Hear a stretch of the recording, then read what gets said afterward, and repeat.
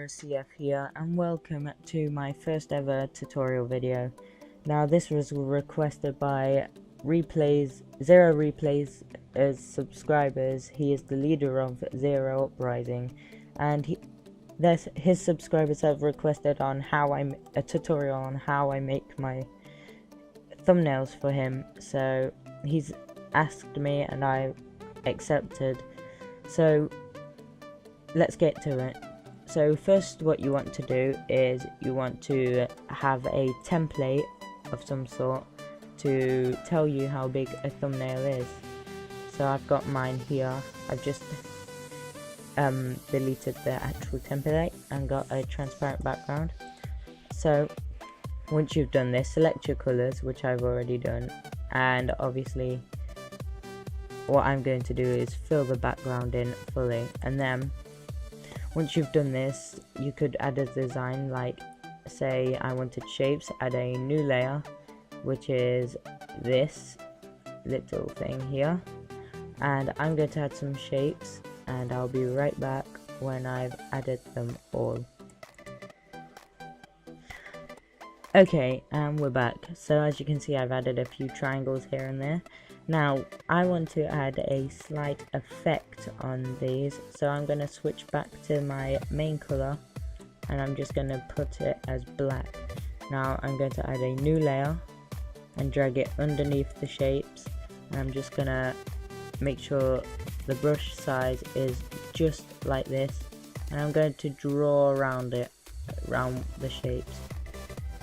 I'll be back when I've done this.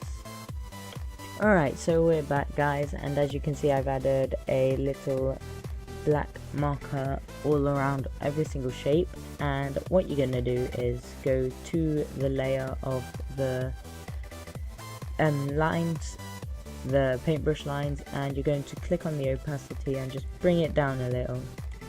Like, say, yeah, 27's fine. As you can see, it adds a little shadow effect on it without adding the normal shadow.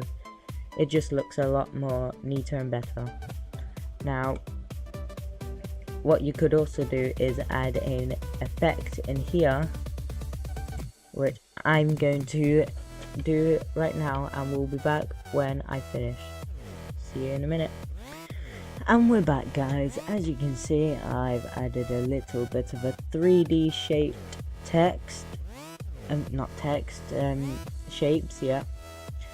And it just pops it out a bit more and makes it look a little bit more snazzy.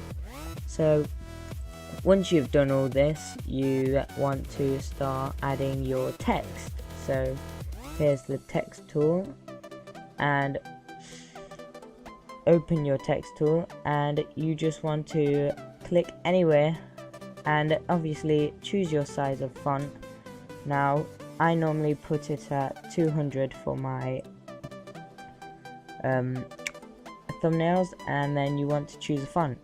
Now normally I would use the Bebas New, I think it's called,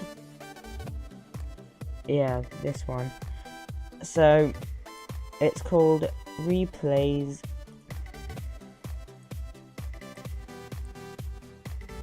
Private Minitage. Now we want to put that, say, down here so we can see a bit of the background. Now once you've done this, you can obviously choose a few blending options. Normally I go for the stroke, outer glow, drop shadow, and satin, because look at the satin, it just makes it pop out a bit. Now when I go to the outer glow, I will select a color, which would be green in my case, and I would just spread it a bit more till you can actually see the outer glow.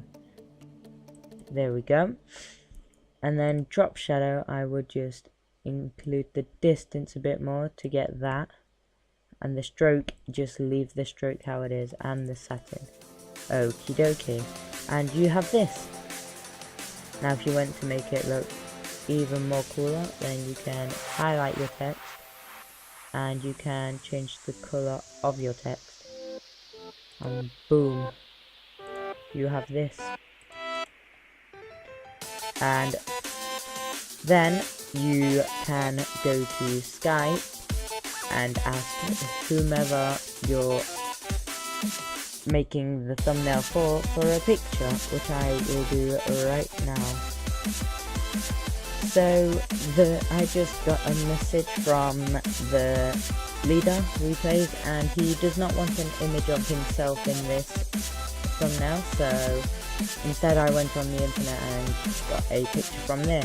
Now what you want to do with this image is make sure it's not copyrighted for a start, because if it's copyrighted then your friend or whoever you're making the thumbnail for are going to get issues. And once you've done this, get your picture, make sure it's got no background and whatnot, and put it in the place you want it. So I put mine here, and then what you want to do is you've got this little line here, and you just want to make it look like it's not there. So I'm just going to get the smudge tool and just pull some of it down like this, and just make it a little more stronger.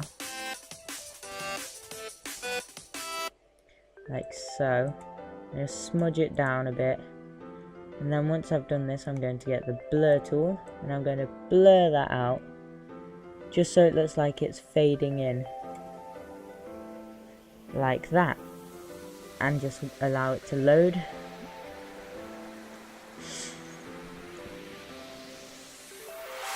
And then once you've done this, you now have your brand new thumbnail. Thanks for watching everyone. Make sure to leave a like and subscribe for more tutorials. Comment down below if you want more tutorials, and thank you.